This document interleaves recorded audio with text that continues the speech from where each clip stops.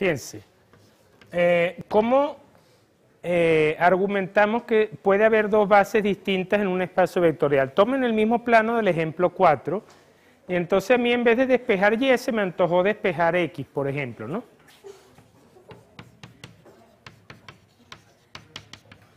Entonces 2X sería Y menos 3Z, o sea, X sería la mitad de Y menos 3 medios de Z, ¿no? Entonces un vector del espacio vectorial se representaría como X, que sería un medio de Y menos 3 medios de Z, Y y Z. Es decir, que nosotros podríamos ponerlo así, Y multiplicado por un medio 1, 0, más Z sería menos 3 medios 0, 1, ¿no? Y entonces, así, de esa forma, B1' igual a 1 medio 1, 0 y B2' igual a menos 3 medios 0, 1 son también una base de ese plano, ¿no? Es decir, que ahí conseguí otro par de vectores que eran una base para ese plano, ¿no? Distintos. Pero si ustedes se fijan bien, la cantidad de vectores sí fue la misma. Es decir, eran dos bases distintas, pero las dos tenían dos vectores. No es una coincidencia que las dos tengan exactamente dos vectores, porque entonces, por este resultado teórico, que dice que si tenemos, o sea, si por ejemplo B es una base, B1, B2, Bn, y por ejemplo B', B1', B2', Bn, Bm', son dos bases de B, entonces N es igual a M, ¿no? O sea, si tenemos dos bases distintas de un espacio vectorial, el número de elementos tiene que ser el mismo, ¿no? Lo cual ocurrió en el ejemplo 4 con las dos bases que hallamos para ese plano. Es fácil verlo porque en un plano cualquier par de vectores que no sean colineales me sirven para generar todos los miembros del plano, ¿no? Entonces, este resultado prácticamente abre el camino para hablar de lo que pudiéramos llamar la dimensión del espacio vectorial, porque entonces el número de elementos de la base sería siempre el mismo. Entonces a ese número le podríamos llamar la dimensión del espacio vectorial, ¿no? Entonces vamos a ponerlo... En el ejemplo 3 también, o sea, nosotros podemos decir también. M2 por 2 se puede Tome, cualquier matriz que tenga cualquier número en vez de 1. O sea, sí. si comes todos los 1 por 2. Sí, si cambias este 2, 2, 2, 2, también sirve. Si pones, por ejemplo, esto, 1, 0, 0, 0, 1, 1, 0, 0, 1, 1, 1, 0 y 1, 1, 1, 1, también generan todas las matrices 2 por 2, ¿no? Entonces, hay muchas formas de definir una base y entonces el resultado anterior nos deja las puertas abiertas para esta definición, entonces, ¿no? Al único número de elementos de una base de B se lo llama la dimensión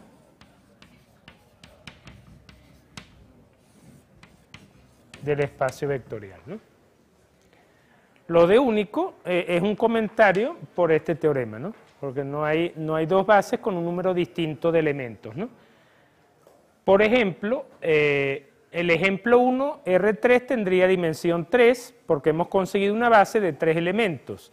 Y si hay una base de 3 elementos, yo sé que no puede haber otra base con un número distinto de elementos. Entonces, al hallar una base, automáticamente ya sabemos cuál es la dimensión.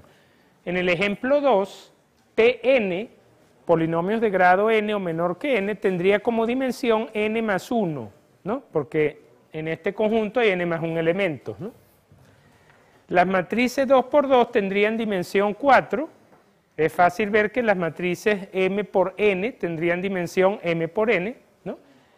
Y bueno, en el caso de un plano en R3 se ve que la dimensión tiene que ser 2 por las dos veces que hemos resuelto el ejemplo 4 con diferentes bases, ¿no? Vamos a ver. Es cierto que en matemáticas hay algunos espacios vectoriales cuya dimensión es infinita, o sea que no se puede escribir un conjunto finito de vectores que sean linealmente independientes y que generen todo el espacio. Eso pudiera suceder, por ejemplo, si consideramos el espacio de todos los, que sí sería un espacio vectorial, el conjunto de todos los polinomios, sin considerar el grado.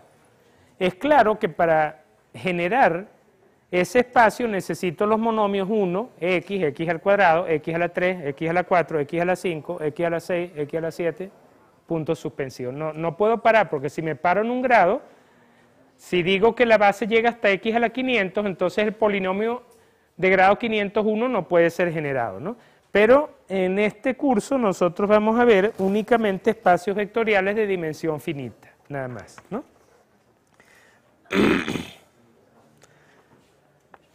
Fíjense, entonces como el número de elementos de la base de un espacio vectorial es el mismo siempre, llamado dimensión, entonces quiere decir que no puede haber un conjunto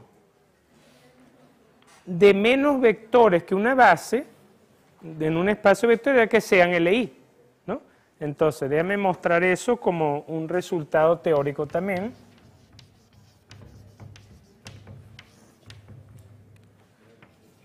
Ah, bueno, esto se denota así, dimensión de B igual a N, ¿no? Entonces, si la dimensión de B es igual a N, ¿no? Y si el conjunto U1, U2, UM son M vectores en B linealmente independientes, entonces necesariamente M tiene que ser menos de N. En otras palabras, pongamos como ejemplo el caso de R3, ¿no? R3 tiene dimensión 3. Supongamos que escogemos la base IJK. Esto nos está diciendo que un conjunto de vectores linealmente independientes en R3, ¿no?, tendrían que ser un conjunto con 3 o menos vectores. O sea, 4 vectores en R3 no pueden ser linealmente independientes. El cuarto tiene que ser expresado en términos de otros 3. Entonces, como ejemplo a esto pudiéramos decir, por ejemplo, en R3, supónganse que nos dicen, en R3 tenemos el siguiente conjunto de vectores. 1, 2, 3, menos 4, 0, 3, 1 medio, menos 1, 2, y 4, 4, menos 1. Si nos dan, fíjense qué ejercicio tan simple, nos dan 4 vectores de R3, nos dicen, pruebe que son linealmente independientes, utilizamos el teorema anterior. ¿Tienen que ser linealmente independientes? No, tienen que ser, perdón, quise decir linealmente dependientes porque son más de 3, ¿no? Si el conjunto tiene M igual a 4 elementos, luego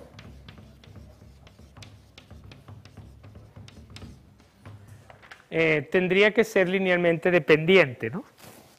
Según este teorema dice entonces que para que m vectores de R3 fueran LI, tendrían que ser m menor o igual que 3 elementos, ¿no? Es decir, yo puedo tener 2 vectores LI en R3, y puedo tener 3 vectores LI, una base, por ejemplo, pero no puedo tener 4, porque si eso fuera así, entonces esos 4 vectores serían linealmente independientes, y si por casualidad generan, tendríamos una dimensión para R3 de 4 y también de 3. Eso sería una contradicción a la unicidad del número de elementos de una base, ¿no? Entonces, tenemos eso presente. Otro asunto cierto es que si nosotros tenemos un espacio vectorial con un cierto subespacio, la dimensión de ese subespacio tiene que ser más pequeña que la del espacio vectorial. Fíjense, la demostración es muy sencilla. Supongan que no, que tuviéramos un subespacio de dimensión más grande que el espacio vectorial. Entonces, quiere decir que si tomamos la base del subespacio, ¿verdad?, son linealmente independientes. Y para generar necesitaríamos la misma cantidad y necesitaríamos más elementos aún, porque tendríamos que generar todos los que no están en el subespacio, lo que contradeciría la dimensión del espacio vectorial grande, ¿no? Entonces esto lo ponemos de esta manera. Si H es un subespacio de B, entonces la dimensión de H tiene que ser más pequeña que la dimensión de B. Entonces, como le dije, si eso no fuera así, tendríamos un subespacio con una, por ejemplo, imagínense el caso del plano. El plano vive en R3. Si el plano tuviera dimensión 4, ¿verdad?, con esos 4 vectores serían LI. No generan todo R3 porque son un plano nada más, pero entonces para generar todo R3 necesitaríamos más de 4, lo que contradeciría la dimensión 3 de R3, ¿no? Además es algo perfectamente lógico, ¿no?, que si es un subespacio su dimensión sea más pequeña. Puede ser que sea igual, como dice allí, porque el mismo espacio vectorial es un subespacio de sí mismo, que ese caso hay que considerarlo allí también, ¿no?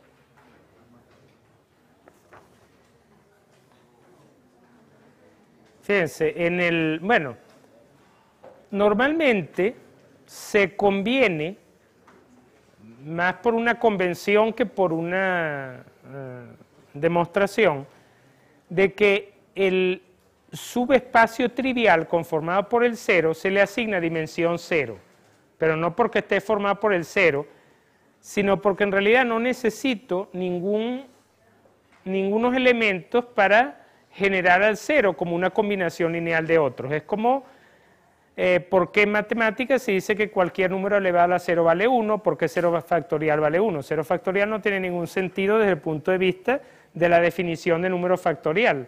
Entonces esto es lo mismo. Por lo general se conviene, voy a ponerlo por convención, se dice que la dimensión del espacio vectorial trivial es 0, ¿no? Ok, entonces partiendo de eso, tenemos la siguiente situación, ¿no? Vamos a ponerlo como un ejemplo de esto que hemos estado hablando. Si yo trabajo, consideren el siguiente subespacio, ¿no? Supongan que A es una matriz M por N con coeficientes reales y S es el conjunto formado por todos los vectores de Rn tales que A por X es igual a 0. Esto es lo que se llama el espacio nulo de A. Es decir, consideramos, claro, el espacio vectorial mayor sería Rn, cuya dimensión es n. Y